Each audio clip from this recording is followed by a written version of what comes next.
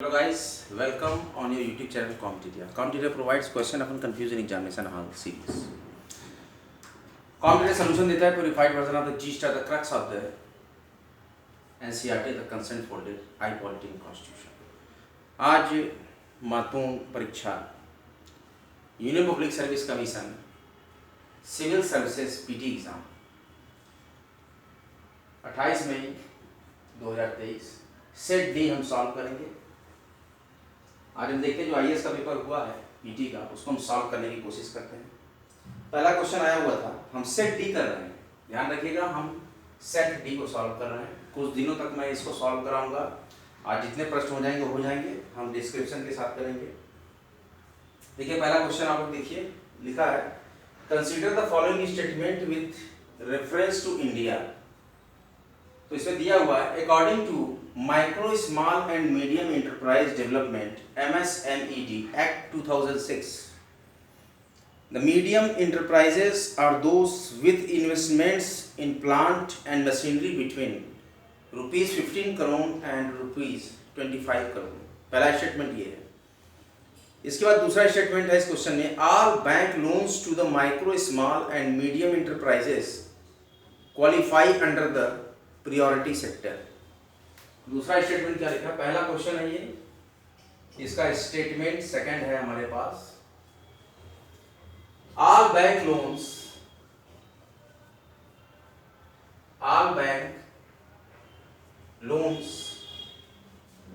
to the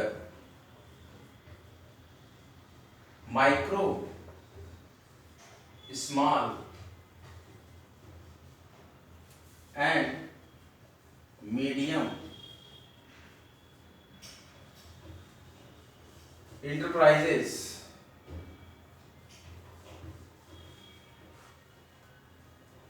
development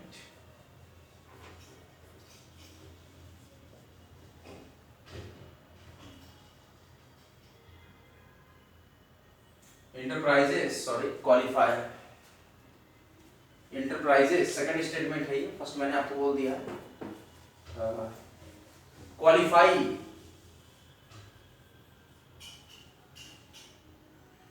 under the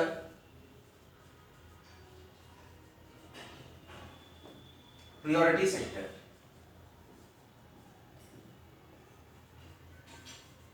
ये second statement है और फर्स्ट स्टेटमेंट था according to the micro small and medium enterprises development act 2006, the medium enterprise are those with investment in plant and machinery between rupees 15 crore and rupees 25 crore। आपको बताना है कि which of the following statement given above is are correct। only one first statement, only two second statement, first और second दोनों, neither one or two, पहला या दूसरा। देखिए इसमें सही आंसर है only two, इसका ऑप्शन बी सही है। पहले क्वेश्चन का only स्टेटमेंट टू, सेकंड पे लिखा है ऑप्शन यहाँ पे टू only पेपर में, तो वो लिमिट जो बता रहा है माइक्रो MSMED की वो सही नहीं बता रहा है। लेकिन यहाँ पर all bank loans to the micro small and medium enterprises qualify under the priority sector, ये ऑप्शन सही है। पहले का आंसर आप लिखिए, बी ऑप्शन है to only, all bank loans to the micro small and medium enterprises qualify under the priority sector, ये statement second ही केवल सही होगा। अब हम सेट डी का सेकंड क्वेश्चन लेते हैं। क्वेश्चन नंबर सेकंड हम लेते हैं सेट डी का। Question number two, with reference to central bank digital currencies consider the following statement। with reference to central bank digital currencies consider the following statement। जो central bank के digital currencies हैं, आभासी मुद्रा, उसके बारे में बता रहा है। it is possible to make payments in a digital currency without using US dollar or SWIFT system। without currency it is possible to make payments, इसमें दिया है पहला पॉइंट स्टेटमेंट वन है, it is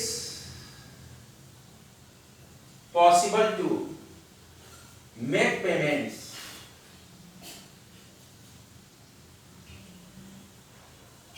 in a digital currency, in a digital currency without using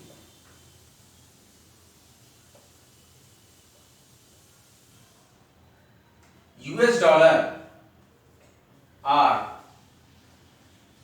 SWIFT system, SWIFT Swift system banking का होता है। इसका abbreviation मैंने आपको कई बार बताया है, तो ध्यान रखिए स्विफ्ट सिस्टम क्या होता है। स्टेटमेंट 1 है, it is possible to make payments in a digital currency without using US dollar और स्विफ्ट सिस्टम। और सेकंड जो स्टेटमेंट है, a digital currency can be distributed with a condition programmed into its such a time frame for spending it. तो इसमें पहला correct है, दूसरा correct है, बोथ 1 and 2 करेक्ट है, नाइदर 1 और नॉट 2 करेक्ट है, आपको बताना है।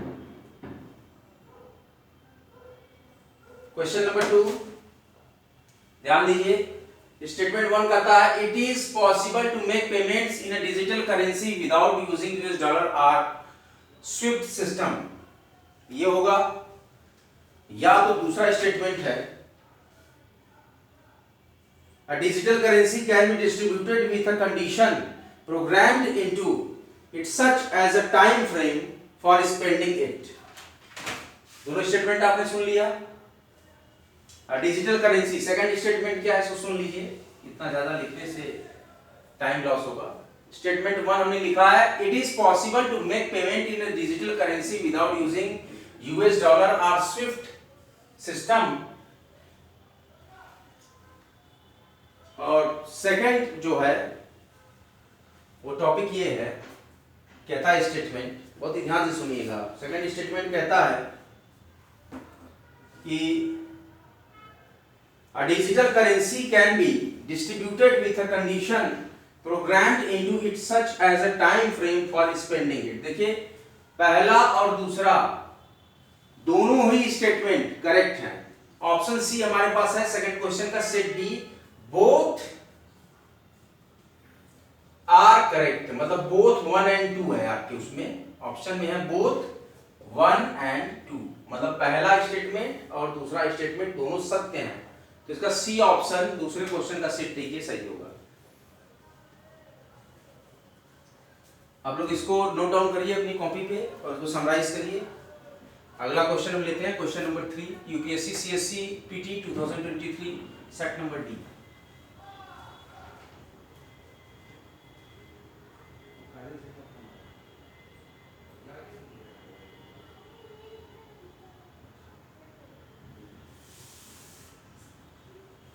क्वेश्चन नंबर 3 का हम यहां पर डिस्क्रिप्शन देख रहे हैं।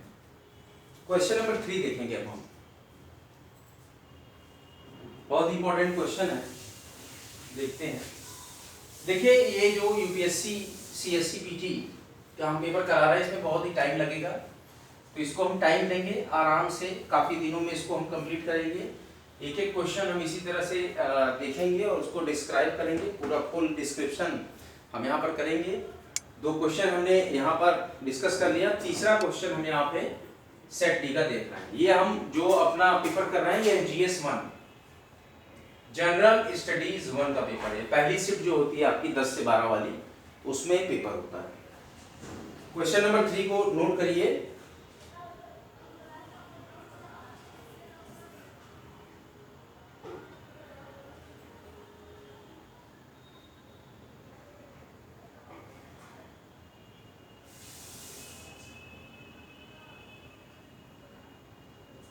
Question number 3,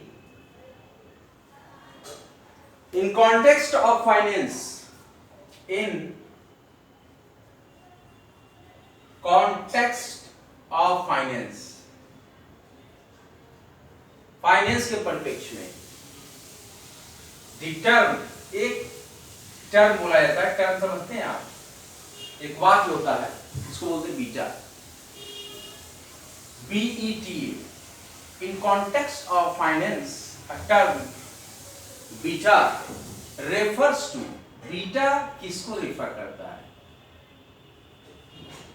एक टर्म है फाइनेंस में, context of finance the term beta BETA refers to, इसका क्या सही एग्जैक्ट एक्सप्लेनेशन होगा? वो मेरे पास 4 ऑप्शन है। पहला है ए द प्रोसेस ऑफ साइमल्टेनियस, देखिए सुन लीजिए इसको, पहला option the process of simultaneous viewing and selling of an asset from different platforms, जो कि इसका आंसर नहीं है बीटा का। दूसरा ऑप्शन हमारे पास है बी को सुन लीजिए, an investment strategy of a portfolio manager to balance risk versus reward, ये भी इसका सही रेफरेंस नहीं है बीटा का। अगला ऑप्शन है बीटा के बारे में कहा जा रहा है, एक रेफरेंस दिया जा रहा है, a type of systemic risk that arises where perfect hedging is not possible, ये भी बीटा का सही एक्सप्लेनेशन या रेफरेंस नहीं है। In context of finance the term beta refers to, finance की भाषा में, फाइनेंस के परिप्रेक्ष्य में ये टर्म जो बीटा है BETA, ये किसको रेफर करता है? तो पहला था the process of simultaneous buying and selling, खरीदना और बेचना, of an asset from different platforms, विभिन्न प्लेटफॉर्म्स से इस एसेट को खरीदना और बेचना, ये भी ये नहीं है। And investment strategy of a portfolio manager to balance risk versus reward, ये भी नहीं है। A type of systemic risk that arises where perfect heading is not possible, hedging, तो हेजिंग ये भी नहीं होगा। और हम जो एक ऑप्शन हमारे पास आ रहा है डी वाला, ये करेक्ट होगा, तो मैं लिख रहा हूं इसको, अ न्यूमेरिक, बीटा क्या है? Beta is a numeric value, beta is a numeric value that measures, beta is a numeric value that measures the fluctuations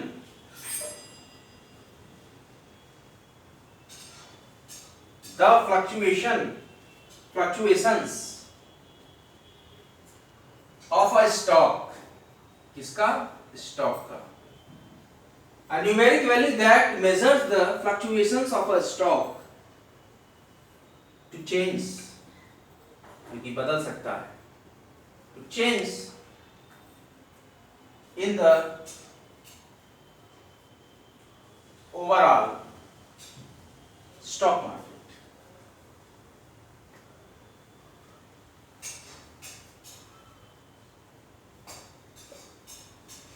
A numeric value that measures the fluctuations of a stock to change in the overall stock market is known as beta. It refers to beta. Next question लेते हैं। जो भी aspirant है CSE,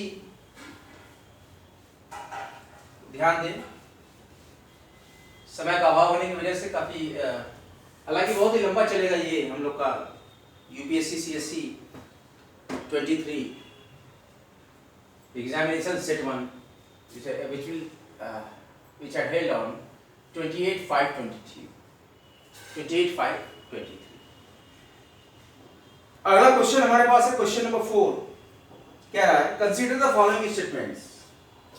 following statement में जो हमारे पास question number 4 है, इसमें पहला सेल्फ हेल्प ग्रुप्स, स्वयं सहायता समूह के बारे में बात हो रही है। सेल्फ हेल्प ग्रुप्स SHGs की स्थापना हुई थी आपके हर क्षेत्र के महिलाओं के लिए, उत्थान के लिए। सेल्फ हेल्प ग्रुप्स, स्वयं सहायता समूह, अपने बेस से झोला बनाना, मास्क बनाना, छोटी छोटी कलाकृतियाँ बनाना, छोटे छोटे प्रोडक्ट बनाना, गांव में किसी भी उससे संबंधित, और कोई एक व्यक्ति फंडिंग करता था, लोन पास कराता था, और वो एक समूह बनाकर अपने बेस पे ही अपनी फंडिंग से लोन लेकर या सरकारी सहायता लेकर वो अपनी टीम बनाकर एक हेल्पिंग ग्रुप की सहायता से अपने बिजनेस को स्टैब्लिश करता था, और गांव के या अपने ब्लॉक के या जितने भी लोग हैं आसपास के, उनको रोजगार मुहैया कराता था, अपने यहाँ प्रोडक्ट बनाता था, और as a labour, as a worker वो रखता था उनको। तो ये होता है सेल्फ हेल्प ग्रुप का कॉन्सेप्ट। इसी के बारे में कुछ क्वेश्चन है। The self help group SHG program was originally initiated by the State Bank of India by providing micro credit to the financially deprived. पहला ऑप्शन ये। सेकंड ऑप्शन कहता है एसएचजी का, in an SHG all members of a group take responsibility for a loan that an individual member takes। देखिए मैंने जो बात बताई, इंडिविजुअल मेंबर ही लेता है उस लोन को। और जो थर्ड ऑप्शन यहाँ पे हमारे पास है statement, the regional rural banks RRBs and scheduled commercial banks support एसएचजीज। ये 3 पॉइंट हमारे पास आया है। The self help groups program was originally initiated by the State Bank of India by providing micro credit to the financially deprived, and in an SHG all members of a group take responsibilities for a loan that an individual member takes। And the third, the regional rural banks and scheduled commercial banks support SHGs, self help groups। तो इसमें से how many of the above statements are correct? इन तीनों statement में से कौन से statement correct है? Question number 4, question set D. इसमें देखिए जो सेकंड वाला ऑप्शन है बी, इसका सही आंसर होगा। फोर्थ का बी आपका जो आया है क्वेश्चन पेपर में, ओनली सेकंड, ओनली 2। कौन सा? Only 2। How many of the above statements are correct? कौन कौन से स्टेटमेंट इसमें से करेक्ट है? 2 स्टेटमेंट करेक्ट है। कितने स्टेटमेंट इसमें से करेक्ट हैं? 2 स्टेटमेंट करेक्ट हैं। Only 1, only 2, all 3, none. तो इसमें 1, 2 और 3 की नंबरिंग है। देखिए क्वेश्चन में कैसे किया, 1, 2 और 3। ओनली 2 का मतलब दूसरा वाला जो स्टेटमेंट हमारा है ये करेक्ट होगा, पहला और तीसरा करेक्ट नहीं होगा। Only 2, how many of the above statements are correct? Only 2, only 1, all 3। देखिए क्या क्या है इसमें, कहा जाता है the self help group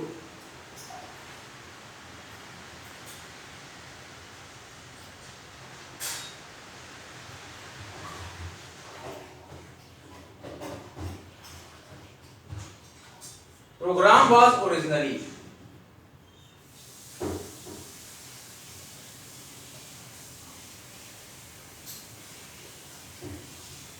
initiated by the State Bank of India by providing microcredit to the financial deprived। Second, in SHG all members of a group take responsibility for loan that an individual member takes, और the regional rural banks and scheduled commercial banks support SHGs।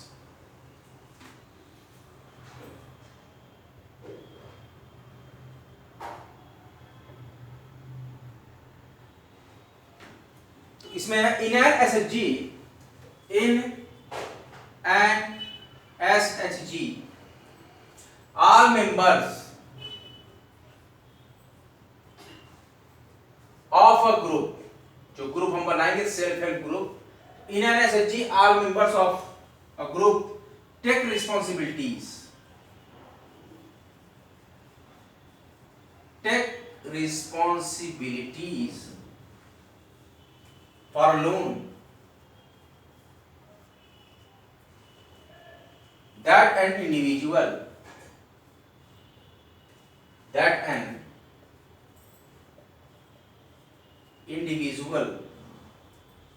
member takes।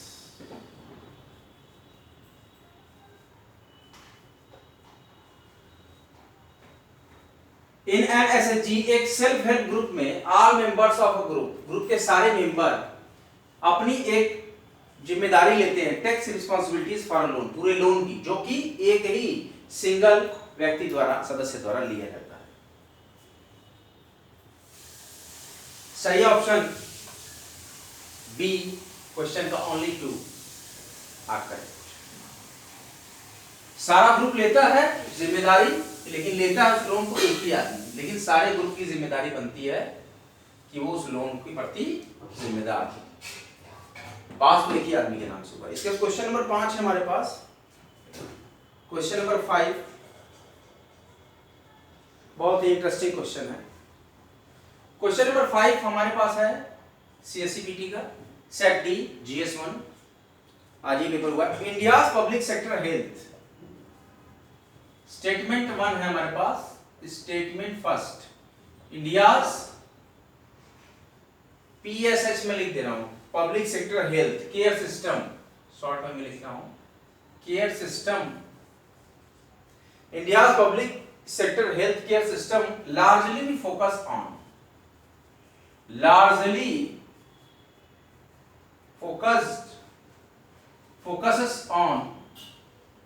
curative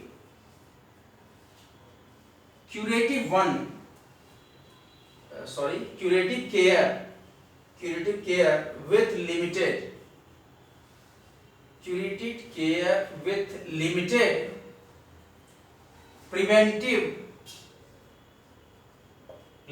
preventive, promotive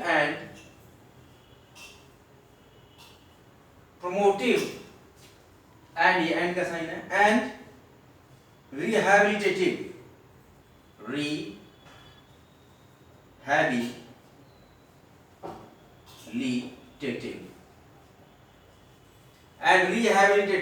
care। ये first statement है। India's public sector health care system largely focus on curative care with limited preventive,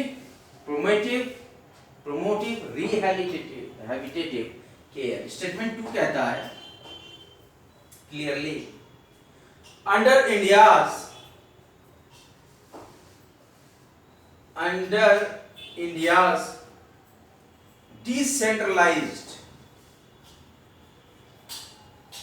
decentralized approach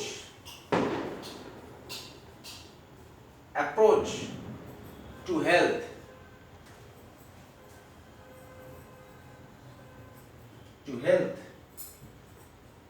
care delivery,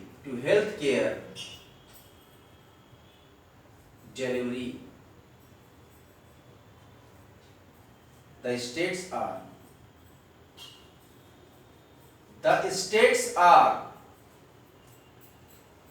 primarily मतलब प्रारंभिक तरीके से, प्रथमता जिसको बोलते हैं, primarily responsible for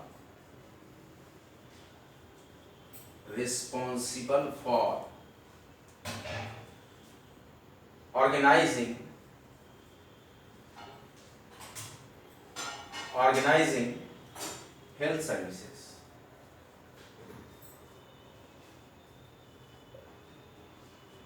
statement देख के आपको क्या लगता है? Is both statements are connected?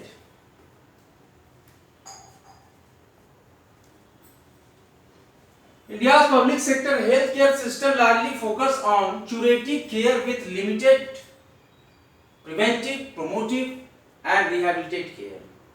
और इसके बाद सेकंड स्टेटमेंट हमारे पास, under India's decentralised approach to health care delivery the states are primarily responsible for organising health services. ये दोनों ही स्टेटमेंट सत्य हैं, लेकिन स्टेटमेंट 1 स्टेटमेंट 2 की व्याख्या नहीं करता है, किसी तरह से इंटरकनेक्ट नहीं है। इसीलिए इसका हम ऑप्शन देखते हैं, आंसर्स जो इसमें दिए हुए हैं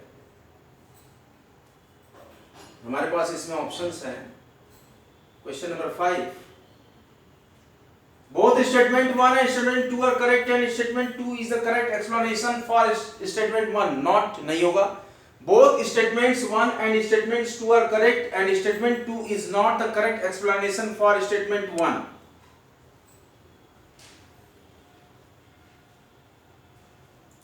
ये होगा बी वाला ऑप्शन। तो क्वेश्चन नंबर 5 का बी ऑप्शन है, देख लीजिएगा सेट डी में कि both statements 1 and statement 2 are correct and statement 1 is not the correct explanation for statement 1। दो एक की व्याख्या नहीं करता है, तो ऑप्शन बी इसका सही होगा।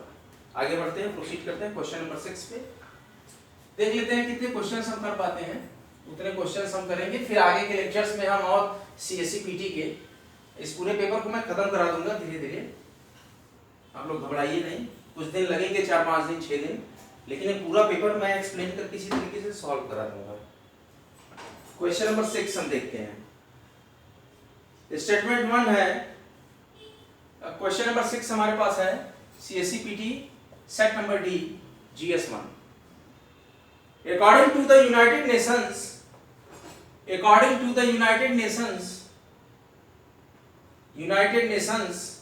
World According to the United Nations World Water Development Report, World Water Development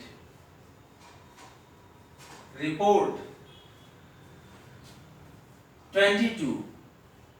2022, इसके बारे में कहा जा रहा है कि इंडिया, ये रिपोर्ट के परिप्रेक्ष्य में India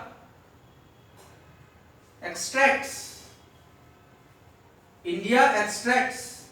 more than a quarter of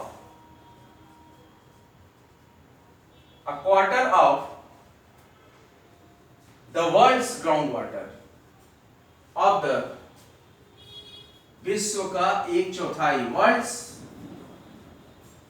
ground water, भूजल, भूमि के अंदर का जल, ग्राउंड वाटर विड्रॉल निकाल चुका है, यूज कर चुका है, विथड्रॉल ईच ईयर, हर साल यूज कर ले रहा है इंडिया। ये रिपोर्ट कह रही है आपकी, मैं नहीं कह रहा हूं। According to the United Nations World Water Development Report 2022, India extracts more than a quarter of the world's groundwater withdrawal each year. Now the statement 2, statement 1. Now we have write down the statement 2. India needs to extract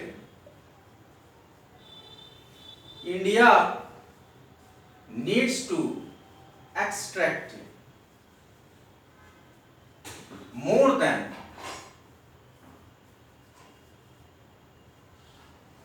a quarter of the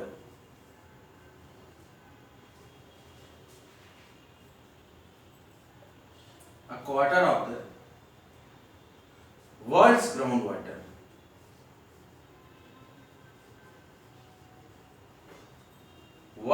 groundwater each year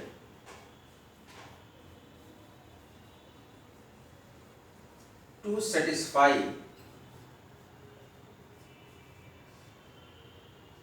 the drinking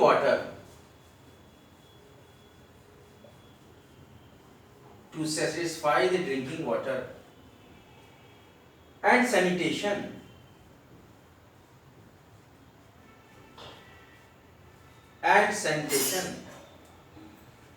needs of almost 18% of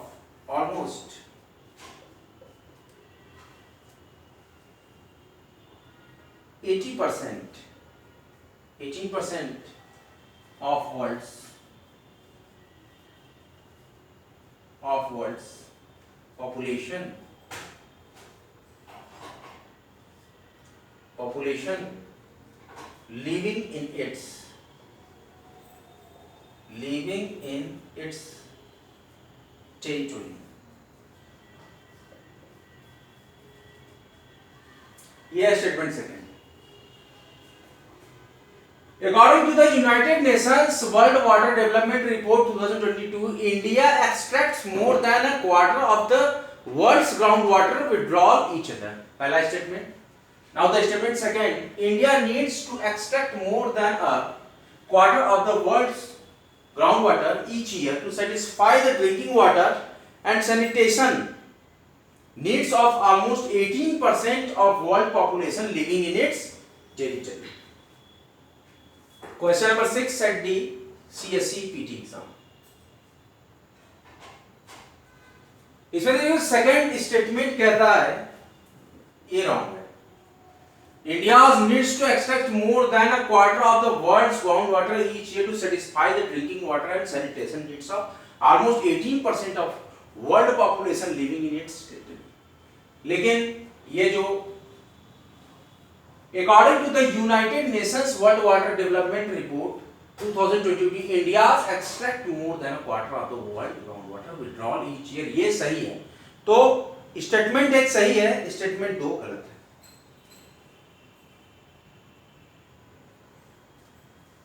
इसका option C है।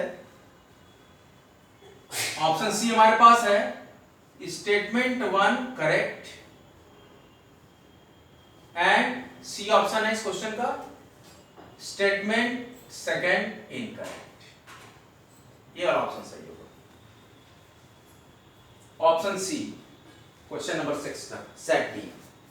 आइए आगे बढ़ते हैं, देखते हैं question number 7। बहुत ही हम लोग इजीली और ब्रीफली एक्सप्लेन करते हुए क्वेश्चंस को समराइज कर रहे हैं यहाँ पे। CSCPT 2023 अगला क्वेश्चन है हमारे पास, question number 7। Consider the following statements. Question number 7, consider the following statements. According to the Constitution of India, the central government has a duty to protect states from interior disturbance. Second option, the Constitution of India exempts the state from providing legal counsel to a person being held for preventing detention. Statement 3, according to the Prevention of Terrorism Act 2002, confession of the accused before the police cannot be used as evidence. इसमें पहला option है only 1 सही है, only 2 सही है, all 3 statement सही है, none of these, इसमें से कोई भी नहीं सही है।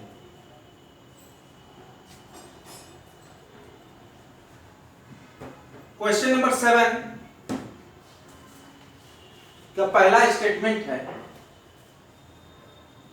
और वही सही भी है।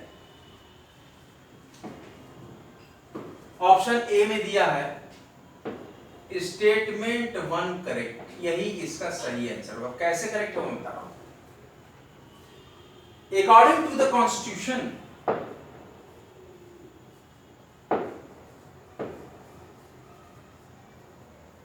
According to the constitution of India, the central government has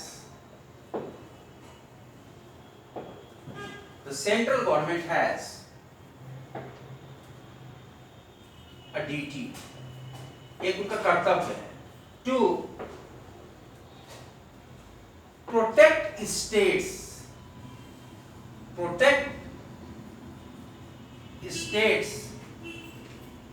from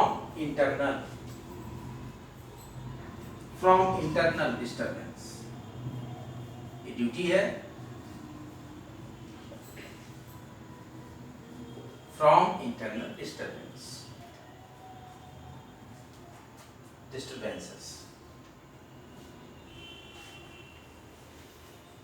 According to the Constitution of India, the central government has a duty to protect states from internal disturbances।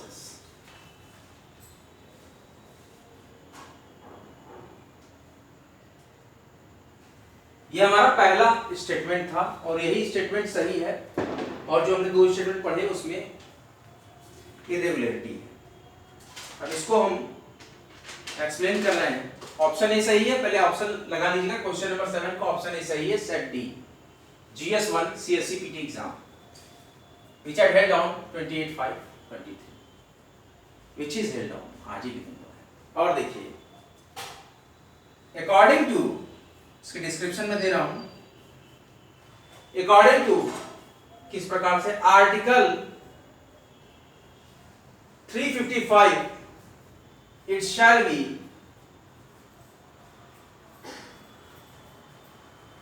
be the duty of, article 355 इसको clarify करता है। According to constitution of India, the central government has a duty to protect states from internal disturbances. तो इसके लिए explanation है हमारे constitution of India में। According to article 355 it shall be the duty of the union, it shall be duty of the union. आपको एक जानकारी मैं बता दूं, हम सेंट्रल गवर्नमेंट का वर्णन नहीं करते हैं कॉन्स्टिट्यूशन ऑफ इंडिया में, हमेशा यूनियन को बोलते हैं। केंद्र सरकार को हमेशा यूनियन के नाम से हम संबोधित करते हैं, यही हमारे भारतीय संविधान में लिखा है। Duty of the union to protect, सुरक्षा करनी है, टू प्रोटेक्ट एवरी स्टेट, हर राज्य को, एवरी स्टेट अनुच्छेद 355 क्या कहता है? According to the article 355 of Indian constitution that have it shall be the duty of the union to protect every state against external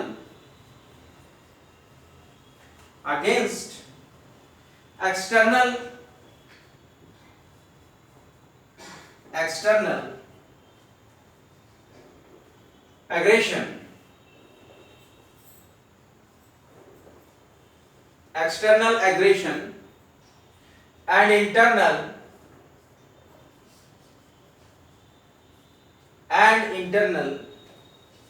disturbance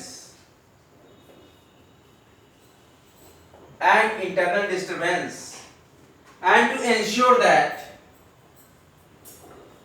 इसको नोट डाउन कर लीजिए अपनी कॉपी में, and to ensure that, notebook को note down करिए, and to ensure that the government of every state,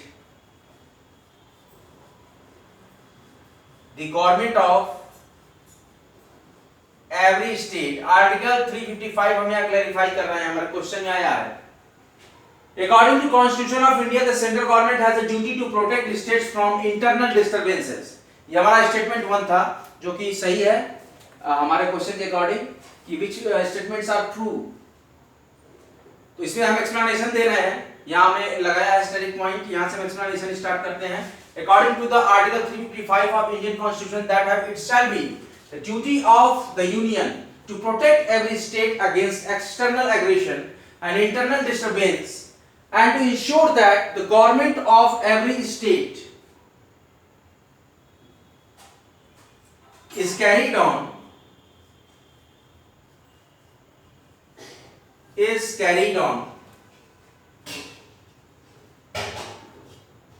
in accordance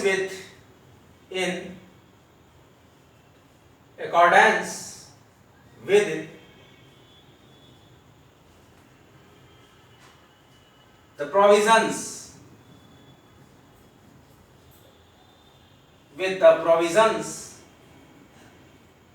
of this constitution.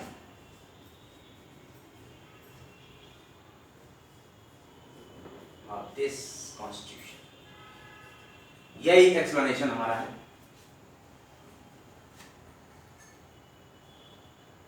Statement 1 of the question number 7. According to the Constitution of India, the central government has a duty to protect states from internal disturbances. And the statement 2 is that clearly the Constitution of India exempts the state from providing legal counsel to a person being held for preventive detention. ये गलत होगा, देखने से ही पता लग रहा है। According to the Prevention of Terrorism Act 2002, confession of the accused before the police cannot be used as evidence. Cannot be, जबकि be can be होगा, तो इसलिए ये भी निराधार है स्टेटमेंट। पहला स्टेटमेंट हमारा है According to the Constitution of India, the central government has a duty to protect states from internal disturbance. That are true. तो हमारा स्टेटमेंट 1 ट्रू है, जो कि हमारा ऑप्शन ले रहा है। Statement 1 is correct, option A question number 7 का करेक्ट है। According to the Constitution of India, the central government has a duty to protect states from internal disturbances, in which the criteria have the explanation that according to the Article 355, it is shall be duty of the Union to protect every state against external aggression and internal disturbances, and to ensure that the government of every state is carried on its accordance with the provisions of this Constitution. आगे बढ़ते हैं, देखते हैं CSEPT का और कौन सा question है। बहुत ही इंटरेस्टिंग और बहुत ही रोचक मोड पर हमारा ये डिस्कशन आ गया है। काफी अच्छे क्वेश्चन, क्योंकि पहला क्वेश्चन हमें मिला इंडियन कॉन्स्टिट्यूशन से, तो आप लोग घबराइए नहीं, मैं पूरा पेपर ही सॉल्व करा दूंगा धीरे धीरे। तो उसमें हम देखेंगे, देखिए इसमें क्वेश्चन नंबर 90 से इंडियन कॉन्स्टिट्यूशन के भी क्वेश्चंस कुछ मुझे दिखे थे, लेकिन मैं सोच रहा हूँ कि जैसे मैंने पिछले साल CSEPT के क्वेश्चन सॉल्व कराए थे, तो इस वर्ष भी मैं 23 में भी CSEPT के पूरे क्वेश्चन पेपर को ही सॉल्व करा देता हूँ, तो इससे काफी अच्छा रहेगा, आपको भी अच्छा लगेगा। क्वेश्चन नंबर 8 हमारे पास है,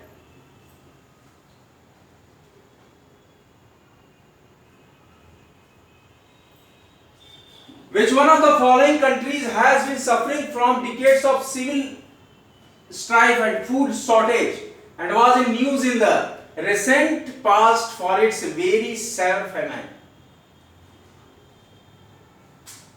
भूखमरी से, लाचारी से, छीना झपटी हो गई खाने पीने की, यही कहा जा रहा है इसमें स्ट्राइक। भूख से लोग मर रहे थे। उस कंट्री का नाम बताना है। विच, अब देखिए क्वेश्चन में लिख नहीं रहा हूं, बहुत इजी है क्वेश्चन। यहाँ पे तो क्वेश्चन नंबर 8 यहाँ पे लिखते हैं। Question number 8, which one of the following countries has been suffering from decades of civil strife and food shortages, खाने की कमी, and was in news, और ये समाचारों में प्रसारित था, in the recent past, बहुत ही जल्दी, अभी पिछले दिनों में, for its very severe famine। पहला ऑप्शन हमारे पास है ए, क्वेश्चन नंबर 8 का ए, कंट्री का नाम है एंगोला। आपको बताना है कहां पे हुआ था ये घटना। और दूसरा है कोस्टा रिका, दूसरा ऑप्शन है कोस्टा रिका। थर्ड नेम है कंट्री का आपकी इक्वाडोर, और फोर्थ कंट्री का नेम है सोमालिया। गेस करिए, कमेंट बॉक्स में कमेंट करिए कौन सी कंट्री होगी। बहुत इजी आंसर है, बहुत ही इजी आंसर है इसका। ऐसा कौन सा देश था जो कि suffering from decades of civil strife and food shortage, खाने की कमी और लोगों का विरोध, नागरिकों का civil strife, and was in news, और छा गया, प्रसारित हो गया पूरे न्यूज में, in the recent past of this very severe famine. इसका देखिए सही ऑप्शन है Somalia. Option number D, question number 8 GS1 paper set D CSCPT 28/5/23। Question number 8 का डी ऑप्शन सही है, सोमालिया। सोमालिया कंट्री में ऐसा हुआ था, सेट डी में क्वेश्चन नंबर 8 का डी, सोमालिया। नाउ हम अब अगला क्वेश्चन यहां पे ट्रैक करते हैं, डिस्कस। ये छोटा क्वेश्चन था। Question number 9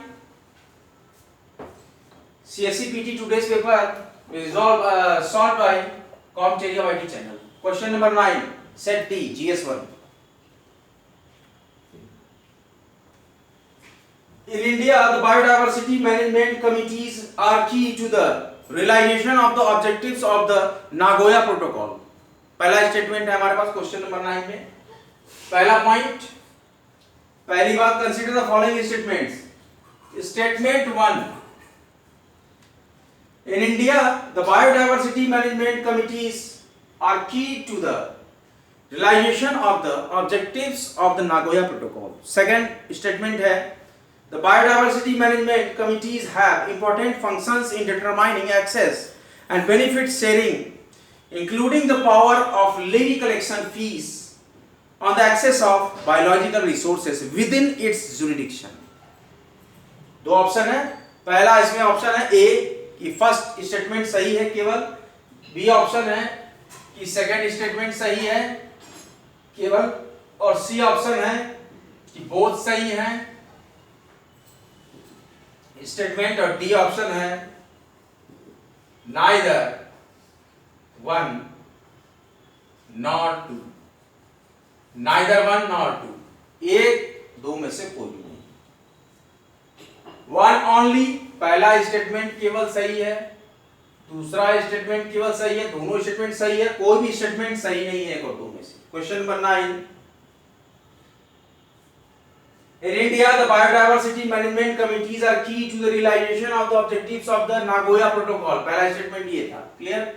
now the second statement, the biodiversity management committees have important functions in determining access and benefit sharing, including the power of levy collection fees on the access of biological resources within its jurisdiction। Question number 9 बहुत important question है।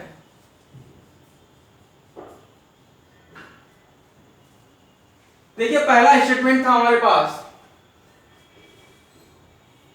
in India the biodiversity management committees are key to the realization of the objectives of the Nagoya Protocol। एकदम सही है, पहला statement बिल्कुल सही है। दूसरा स्टेटमेंट हमारे पास है, the biodiversity management committees have important functions in determining access and benefits sharing, including the power to levy collection fee on the access of biological resources within its jurisdiction. Correct. एक और दो दोनों सही है, option number C सही है. Set D का GS1 question number 9 का option C, both 1 and 2 are correct. Proceed for question number 10.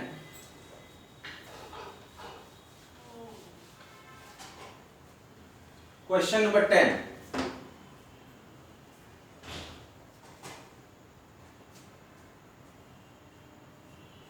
Question number 10, set D. The members nominated to either House of the Parliament. देखिए इसमें पहला हमारे पास है topic. Consider the following statements. Consider the following statements in respect of, किसके respect में? Election. Election to the president, राष्ट्रपति का चुनाव ऑफ इंडिया, भारत के राष्ट्रपति के चुनाव के परिप्रेक्ष्य में. Statement 1, the members nominated to either House of the Parliament or the legislative assemblies of states are also eligible to be included in the electoral college. Second statement है, higher the number of elective assembly seats, higher is the value of vote of each MLA of that state. Statement third है, the value of vote of each MLA of Madhya Pradesh is greater than that of Kerala. Statement 4 है, the value of vote of each MLA of Pondicherry is higher than that of Arunachal Pradesh because the ratio of total population to total number of elective seats in Pondicherry is greater as compared to Arunachal Pradesh. अब आपको बताना है how many of the above statements are correct. चारों statement में से only 1, only 2, only 3, all 4 statements are correct. अब आपको बताना है इन चारों स्टेटमेंट में से कौन सा स्टेटमेंट करेक्ट है. Question number 10. देखिए मुझे जहां तक समझ में आ रहा है, स्टेटमेंट्स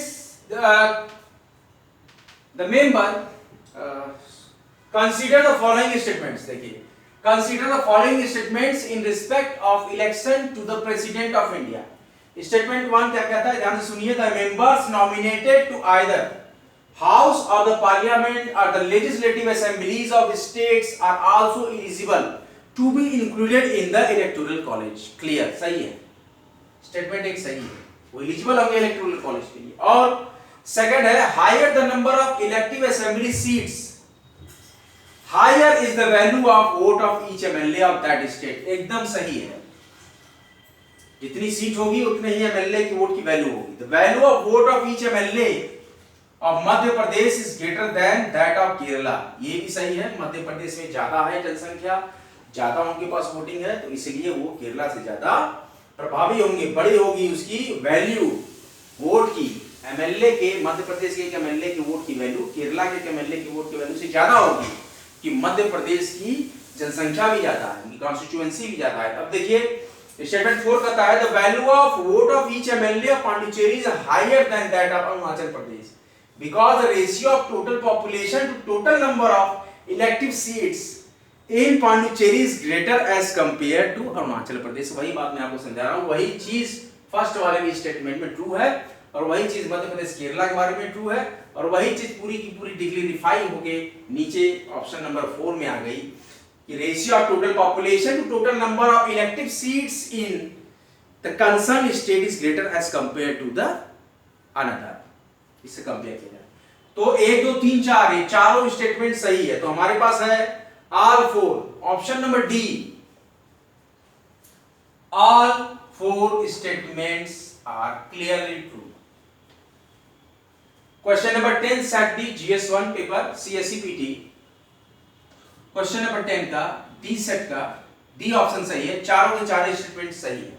ये हमारा इंडियन पॉलिटी कॉन्स्टिट्यूशन का क्वेश्चन था. इसके पहले भी हमने जो डिस्कस किया वो भी आई पॉलिटी कॉन्स्टिट्यूशन का क्वेश्चन था. देखिए कितने अच्छे अच्छे क्वेश्चंस यहाँ पर निकल के आ रहे हैं। अभी हम लोगों ने कर्नाटका के बारे में पढ़ा कि special provisions for some special states, तो उन्हीं सबों की जो स्पेसिफिक पॉइंट्स हैं वो सारे अगर आप यहाँ पे क्लेरिफाई करके रखेंगे कि हम विशेष राज्यों के लिए जो प्रावधान है उसमें क्या क्या प्रावधान थे, तो वो इलेक्टिव पावर जो होती है कि हम राष्ट्रपति को नियुक्त कर रहे हैं, हम प्रधानमंत्री को नियुक्त कर रहे हैं, तो हमारी वोटिंग की पावर्स क्या है, तो यहाँ पे क्लेरिफाई करता है इस पॉइंट को।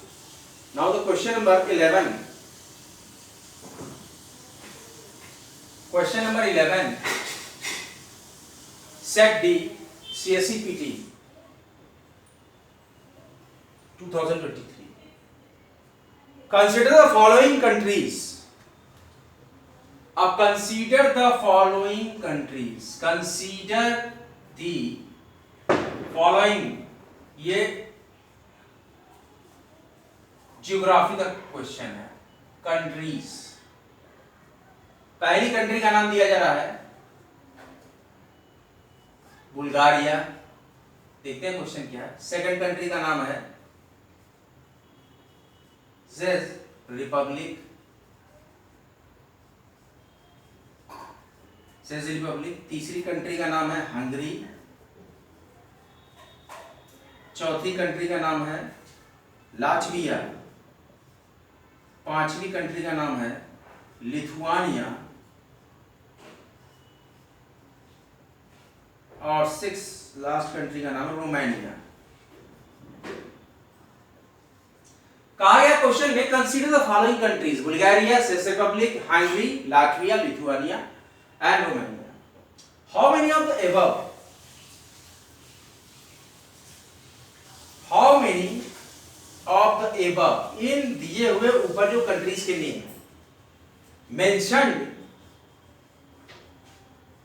क्वेश्चन को ध्यान से समझ लीजिएगा, mentioned countries, how many of the above mentioned countries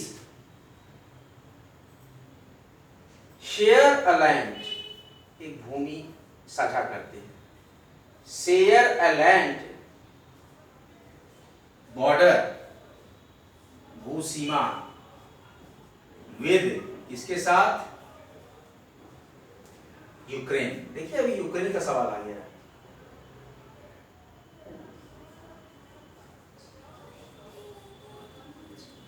Ukraine का सवाल आ गया। यूक्रेन के साथ रशिया का युद्ध चल रहा है, एक सवाल यूक्रेन का जियोग्राफी से आएगा। बहुत ही अच्छे से हम क्लैरिफाई करेंगे और बहुत ही अच्छे से इस क्वेश्चन को डिस्क्राइब करेंगे। देखिए कितने बेहतरीन तरीके से मैं इसको डिस्क्राइब करता हूं कि कौन कौन सी कंट्री जो है share land border with Ukraine. Consider the following countries namely Bulgaria, चेक Republic, Hungary, Latvia, Lithuania and Romania. How many of the above mentioned countries shares a land border with Ukraine? किस देश के साथ land border share करते हैं? Ukraine के साथ। अभी यूक्रेन रशिया युद्ध चल रहा है, इसमें कि ये क्वेश्चन आ गया। कंट्रीज के नाम है बुल्गारिया, चेक Republic, Hungary, Latvia, Lithuania and Romania. पहले हम मैप से समझते हैं कि यूक्रेन का मैप एक्चुअल है कैसा। देखिए मैं यहाँ पे मैप खींचने की कोशिश कर रहा हूं यूक्रेन का।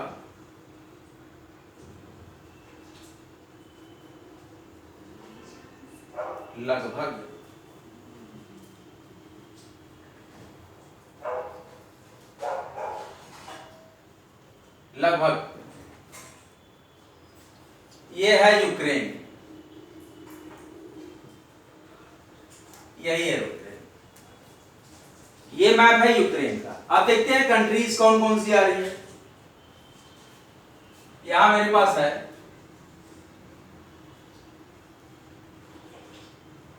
बेलारूस, बेलारूस के ऊपर मेरे पास है लिथुआनिया,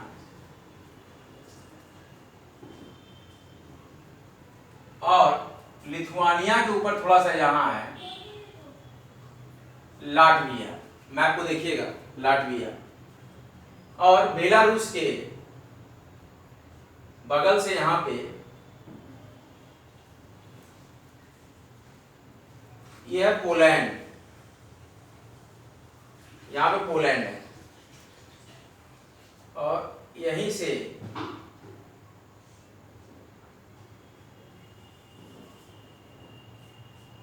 हंगरी,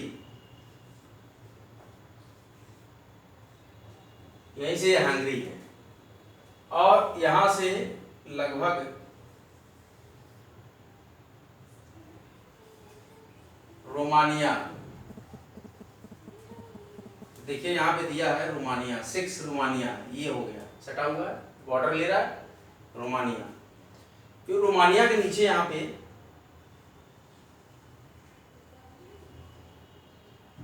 बुल्गारिया, बुल्गारिया, और ये वाला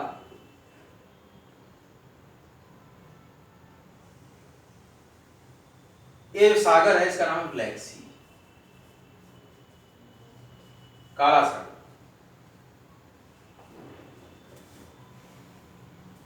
और ये वाला जो एरिया है इसको बोलते हैं रसिया फेडरेशन, ये एरिया है रसिया फेडरेशन का।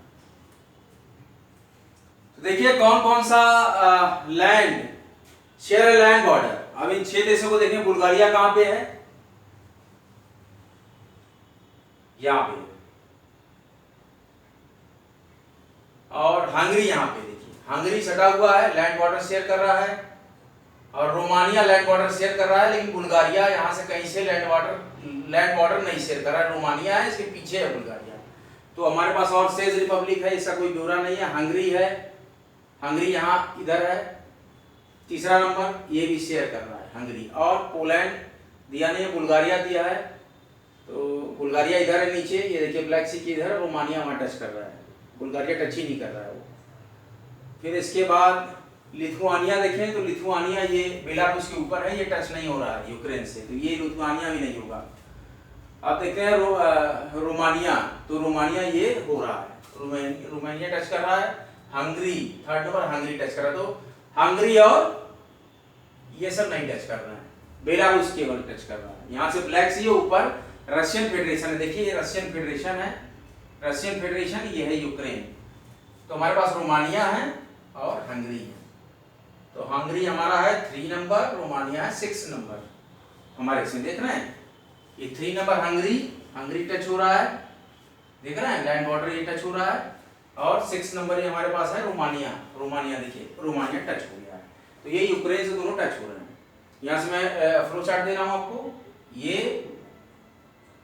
यूक्रेन, ये भी यूक्रेन से, तो कौन, रोमानिया और हंगरी और रोमानिया। तो यहाँ पे एग्जैक्ट जो हमारा होगा कौन कौन सा आएगा, देखिए मैं पूरा क्लेरिफाई कर दे रहा हूं। बॉर्डर बेलारूस होगा जो कि हमारा ऑप्शन में नहीं है, हंगरी होगा जो हमारे ऑप्शन में है, मोल्डोवा भी होगा बॉर्डर में, पोलैंड भी होगा बॉर्डर में, रोमानिया भी होगा बॉर्डर में जो कि है हमारे ऑप्शन में, रसिया भी होगा बॉर्डर में जो ऑप्शन में नहीं है लेकिन यहाँ रशिया फेडरेशन है, और स्लोवाकिया, यहाँ कहीं स्लोवाकिया भी है, तो स्लोवाकिया भी बॉर्डर में हो। तो हमारा हंगरी और रोमानिया देख लीजिए, हंगरी और रोमानिया एकदम land share land border with Ukraine. तो बुल्गारिया, चेक रिपब्लिक, हंगरी, लाटविया, लिथुआनिया और रोमानिया, देखिए वो सब लिथुआनिया लाटविया ऐसे ऊपर चला गया, बेलारूस के ऊपर से टच नहीं हो रहा है यूक्रेन में, तो इसलिए वो नहीं होंगे। कौन सा लैंड बॉर्डर, लैंड बॉर्डर है हंगरी का और लिथुआनिया का, तो यूक्रेन के साथ किसका बॉर्डर लग रहा है, हंगरी और रोमानिया। तो 3 और 6 ऑप्शन सही है, तो 3 और 6 ऑप्शन सही का यहाँ पे हमारे पास ऑप्शन है A, option number A. Question number 11 का ऑप्शन नंबर ए है, ओनली 3 and 6 आर करेक्ट। इसको लिख लीजिए, क्वेश्चन नंबर 11 का ऑप्शन नंबर ए करेक्ट है। ये मैप आप चाहें तो इसको बना सकते हैं, आई होप आप लोगों ने मैप बना लिया होगा।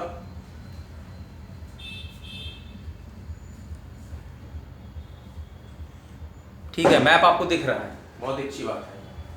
मैप आप लोगों ने बना लिया होगा यूक्रेन का, रशियन फेडरेशन,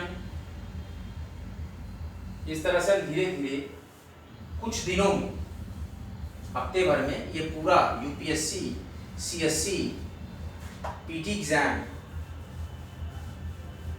जीएस 1 का सेट डी कंप्लीट करेंगे पूरी एक्सप्लेनेशन के साथ। इसी तरीके से बहुत ही ब्रीफ एक्सप्लेनेशन हम देंगे और इस पे हम पूरा क्लैरिफाई करेंगे। हम इसमें से इंडियन पॉलिटी और कॉन्स्टिट्यूशन के भी महत्वपूर्ण प्रश्नों को देखेंगे और इसी तरह अपने लेक्चर को आगे बढ़ाते रहेंगे। हमने क्वेश्चन नंबर 11 तक कंप्लीट कर लिया है।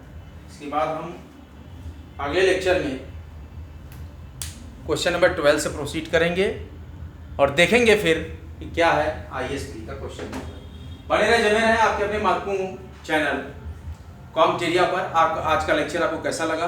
वीडियो को लाइक कीजिएगा, शेयर कीजिएगा, कमेंट बॉक्स में कमेंट कीजिएगा आपको ये एक्सप्लेनेशन कैसी लगी।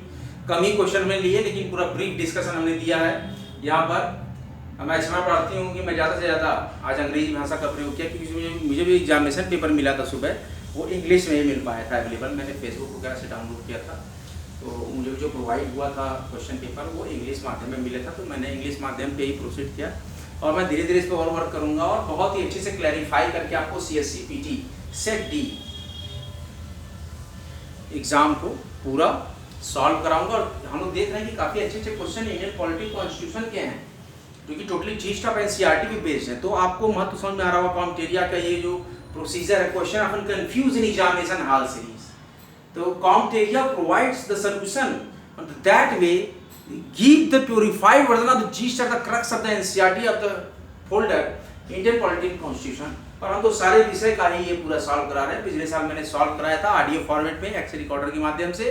अभी मैं लाइव इंटरेक्शन के माध्यम से ही आपको पूरा पेपर धीरे धीरे हफ्ते भर में 8 दिन में धीरे धीरे कुछ क्वेश्चन लेके उसको पूरा इलेबोरेट करके डिस्क्राइब करके इसी तरह से CSC PT set D GS 1 का पेपर मैं 28 मई 2023 का सॉल्व करा दूंगा। और फिर उसके बाद हम लोग जहाँ से स्टॉप किए थे ना आए पॉलिटी कॉन्स्टिट्यूशन का लेक्चर उसको प्रोसीड करेंगे। तो इससे हम लोग का थोड़ा इनहेंसमेंट हो जाएगा कि आखिर आईएएस प्री के क्वेश्चन पेपर में कैसे कैसे क्वेश्चन आते हैं और किस तरह से हमें कंपटीशन को ट्रैक करना है। जो आगे की आगामी एग्जाम्स है उत्तराखंड पीसीएस और भी स्टेट के पीसीएस जो लोगों ने भरे होंगे या अगले सिविल सर्विसेज के लिए जो एक आपको आधार मिलेगा, एक तरीका मिलेगा एक ट्रैक करने का क्वेश्चन किस तरीके से हमको डील करना है, किस तरह से हमको इलेबोरेट करके पूरी तरीके से क्लैरिफाई करके सिंथेसाइज पैटर्न में हम यहाँ पर मैं आपको प्रस्तुत कर रहा हूँ। बने रहे जमे रहे आपके अपने महत्वपूर्ण चैनल कॉम्पटेरिया पर। वीडियोस अगर अच्छा लगा होगा इसका उसको लाइक करें, शेयर करें और कॉम्पटेरिया चैनल को भारी मात्रा में सब्सक्राइब करें। अगला लेक्चर लेके बहुत ही जल्द आपके समक्ष में हाजिर होऊंगा। तब तक के लिए जय हिंद, जय भारत। वीडियोस को लाइक करें, चैनल को सब्सक्राइब करें। जय हिंद, जय भारत।